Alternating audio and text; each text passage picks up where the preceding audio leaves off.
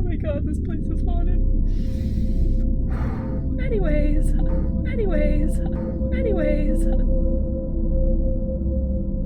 Sorry guys, I'm like sketched out now. Oh my god, I have to stop. Hello, Nahamo Nation. Welcome to Wicked Wednesdays. This is our 4th episode in our series for this Halloween season. We have 4 more episodes to go, posting every Wednesday until Halloween, then we'll have our final episode on Halloween. That being said, viewer discretion is advised. These stories are creepy and weird and not necessarily for kids, so that being said, this episode is called The Woman in White. Hope you guys enjoy it, and leave me some comments with any story recommendations you may have for me to write for you. That being said, let's get started. Dude, there's something wrong with this setup. There's freaking orbs flying around all over the place. I swear to God,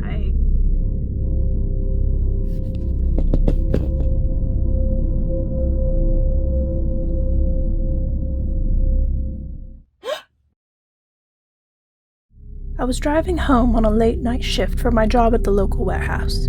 It doesn't matter what I do. What matters is that it was 2:30 in the morning. I was exhausted, but cognizant. The road I live on is off the main highway, but you have to drive an extra 15 minutes before you make it to my driveway. A lot of little towns are spread out like that, and mine just happens to be one of them. This particular night, I wasn't feeling like myself. I had been agitated at work, my coworkers were slacking off all night, and all I wanted was to go home and go to bed. Unfortunately for me, I didn't know what was about to happen. If I had, maybe I would have been a little more guarded than I was. I turned onto the gravel road that would eventually lead to my property. The moon was new and it was a cloudy night, so out where I live, there wasn't an ounce of light coming from anywhere besides the headlights on my truck. It's actually pretty creepy driving down that road alone at night. It makes you feel like somebody's watching you. As I drove around a blind corner that was heavily wooded with juniper trees, I saw a sudden light coming right at me. I swerved towards the ditch, thinking someone was driving down the wrong side of the road, but as I hit the brakes, my truck slid to a stop, and the light vanished without a trace.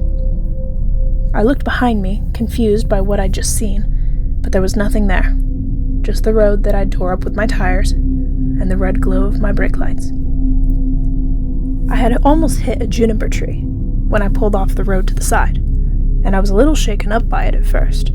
But after a moment, I caught my breath, looked at myself in the mirror, then slowly pulled back onto the road and drove myself home. That experience by itself wouldn't have been terribly bad, but the next night is what started to scare me. Once again, it was about 2:30 in the morning, maybe a little later, give or take 10 minutes. I just turned on to the gravel section of the road when I saw this strange woman in a white dress standing on the right side of the road. Now, what made her strange was the fact that she was not only standing alone in the dark at 2-something in the morning, but her dress seemed to almost glow in my headlights. I thought about stopping to ask her if something was wrong, but I figured a strange guy pulling up to her alone on a dirt road at this hour might come off as kinda creepy. So I just drove into the other lane and gave her plenty of space as I went around her. She was staring at me as I drove by, and her eyes followed me without her needing to move her head. Actually, she didn't move much at all, which was even stranger. It was like she was frozen into that position, yet she was aware of my presence. I chopped it up to being tired and her probably being on drugs or something, and continued on my way home. But about 5 minutes later, when I got to the blind corner, just like the night before, a bright light shined in my eyes. I hit my brakes and stopped in the middle of the road this time, but I couldn't figure out what had caused it. I saw my tire tracks where I'd almost driven into the tree the night before, and got a sick feeling in my stomach, but I didn't know why. I glanced up at myself in the rearview mirror, and took a deep breath, trying to figure it out. But just outside my truck, a few yards behind me, I saw the reflection of the woman in white standing behind my truck. She was staring at me with black, beady eyes, and for a second, I felt myself frozen in terror. She took a single step towards my truck, and that was enough to jerk me from the paralysis. I don't know why, because it doesn't make sense, but for some reason, my immediate reaction was to hit the gas and drive away as fast as I could. There was something about her that made me extremely nervous. She was out of place. She shouldn't have been there, and it didn't seem like she was a part of the natural environment. I drove so fast going home that I tore up my driveway by accident when I pulled up. I practically ran inside and locked the door behind me.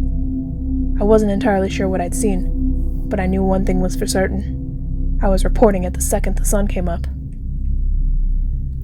I called the county's non-emergency number and explained what I had seen.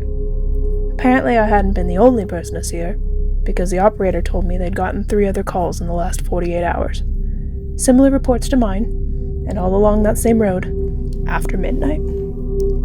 I felt a little less insane knowing I wasn't the only one to be worried about the situation, and the operator told me they were going to send a police officer out there tonight to see if they noticed anything suspicious. Well, whatever little comfort that was. The next 3 nights, I didn't see anything on my way home from work, beyond a police car sitting at the blind corner. I drove home each night, almost forgetting entirely about what I'd seen, but the following evening, the police car wasn't there, and I was the slightest bit nervous as I slowly rounded the corner. It was quiet. Too quiet. And it was unsettling to say the least. I crept around the corner ever so slowly, but what I saw made my blood run cold. There she was, standing in the middle of the road, staring back at me with those cold, dead eyes. The woman in white glared at me with a look of pure hatred and anger on her face. My body turned as cold as ice, and I couldn't move as she watched me. After what felt like ages, she slowly raised her one arm and pointed to the juniper tree on the side of the road. It was the same tree I'd almost driven into 5 nights previous, and it made me angry as I watched her point at it, but never took her eyes off me. It was like she was saying she was the one who almost caused me to wreck. She was the one who had been tormenting me over the last week. It was infuriating, terrifying, and suddenly I could move. I glanced over at the tree, barely taking my eyes off her for even a second. But when I returned my gaze to where she had been standing, she was suddenly much closer. In fact, now she was standing directly in front of my truck. I was so startled that I threw my truck in reverse and hit the gas, skidding backwards away from her as she stood there looking amused that she had startled me. My truck slid off the road and into a pair of trees behind me, and my headlights were pointing over at the large juniper tree that she'd been pointing at before. She walked over and stood in the headlights between the large juniper and my truck. My truck was smashed up, and I popped my rear tires in the rocks. My truck doors were blocked by large trees on either side, and I sat there, entirely helpless, as she stood there in the lights, staring at me with a wicked grin. I was petrified, and could do nothing but sit there and stare at her. It was like she was enjoying watching me suffer and be afraid of her. She stood there for hours until the sun came up. A car was driving down the road towards us, and I felt a sigh of relief to not be alone with her anymore. She looked at the car, then looked back at me, and smiled, then vanished into thin air. The car seemed to creep by me slowly, but as it approached me, it suddenly took off and drove very fast past me as if they were trying to avoid me. I was confused as to why they didn't stop to help me, but then I noticed something spinning in the juniper tree that I hadn't noticed before. It was silver and shiny, and reflected not just the sunlight, but my own headlights as well. It was a locket, about the size of a quarter, and it spun slowly in the morning dew as I sat across the road from it in my truck watching it. It was hypnotic, and suddenly everything started to make sense. I realized it must have been a reflection that startled me when my headlights hit the locket, but as I came to this realization, suddenly 2 police cars pulled up, throwing rocks with their tires as they screeched to a stop in front of me. 2 cops jumped out of the one car and ran towards me with their guns drawn. 2 cops jumped out of the other car and rushed towards the tree with the locket hanging in it, as if there were someone there who needed more help than me. The 2 officers who had guns on me walked over to my truck, and I rolled down my window to hear what they'd say. The car that had driven by me, slowly and then suddenly took off, reported my accident, but apparently saw something in the trees across the road that scared them, and that's why they took off. The cops were soon accompanied by a fire truck and an ambulance, but they didn't seem very keen on helping me. One of the cops broke my windshield open with a tool they had, then pulled me out through the broken windshield. I was entirely confused when they proceeded to handcuff me and throw me in the back of one of the police cars. I sat in the car, staring over at the juniper tree.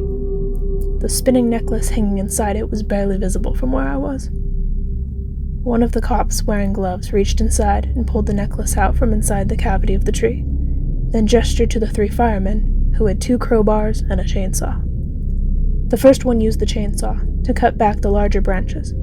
Then the 2 others with crowbars jammed them into the hole on the side of the tree and tried to pry it apart. One of the police officers reached inside the hole and pulled out a bloody piece of white satin. He smiled as he looked over at me, in the back of the police car, helpless, unable to move, and I leaned back against the seat. He came walking over to me and showed me the bloody satin in his palm. Through the window, of course. He wasn't coming anywhere near me. He shook his head and spoke in a less than amused tone of voice. "You almost got away with it, but we got you this time, you psycho." He was right, but, unfortunately for me, 2 things were true that I had not accounted for. Number 1, the killer always returns to the scene of the crime. And number 2, they always assume they'll get away with it. If only the dead could stay dead.